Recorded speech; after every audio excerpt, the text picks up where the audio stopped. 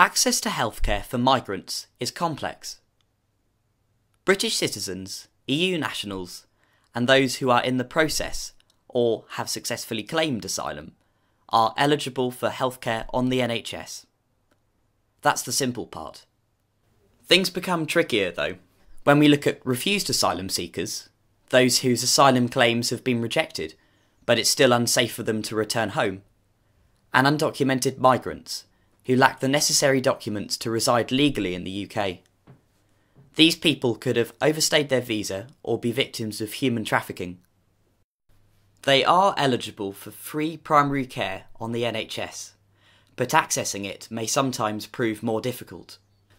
GPs have the discretion to register them, as they do any other patient, but without documentation like passports or utility bills, they may be unable to fully register at some practices. Emergency care is also available on the NHS, but any procedures that aren't absolutely necessary could result in the patient being charged.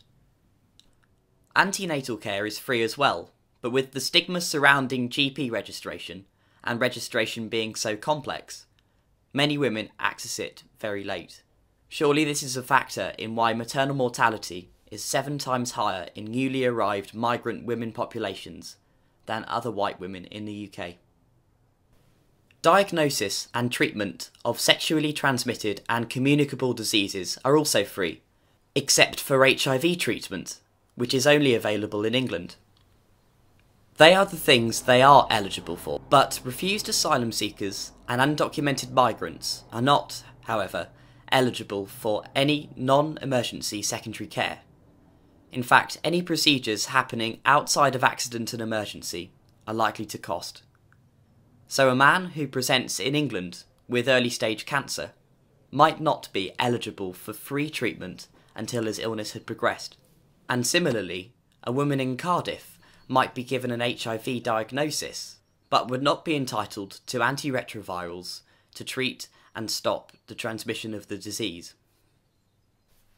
It's not even as simple as that though.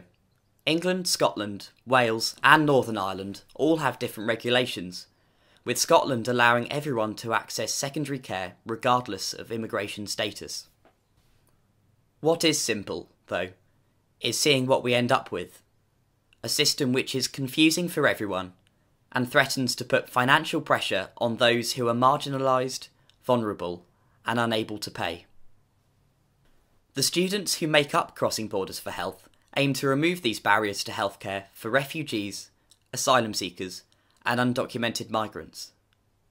We do this by conducting research into their health needs, using our voice to campaign for their recognition, and taking action in local community groups across the UK.